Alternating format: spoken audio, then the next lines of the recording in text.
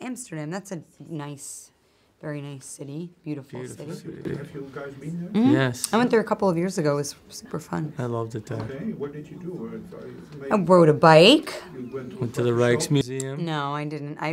Unfortunately, if I was younger and more brave, I probably would have. But no, I rode a bike. I actually just hung out. I had a friend who had a bunch of friends there. Rijksmuseum? Oh, I took a boat. At the end of the day down the canal. It was so nice. Right. So beautiful. Drank some beers. Okay. Anyway, Yeah. let's talk about superheroes. Yeah. And you were pregnant when you were.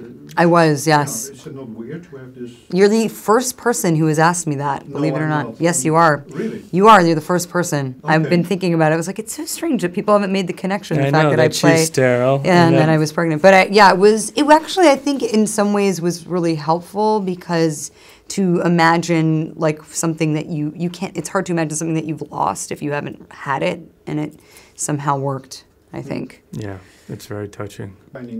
Final question. Are you still going to direct the Truman Capote story? Hopefully so. Yeah, Is hopefully that the so. one you want to direct? Yeah. Yeah, it's been in development for a long time, Mm. and I'm really hoping that happens later this year. But being a mother is not a problem in that case. I know I have a lot of very inspiring friends that are working moms and dads, and I think there's, a responsible way to do it, so. Right. I'm looking forward to it. Thank It's you. one of my favorite writers. Oh, yeah, me too. Okay. Yeah, Thank you. Pleasure. Thank you very Seeing you. much. And good luck. Thank you.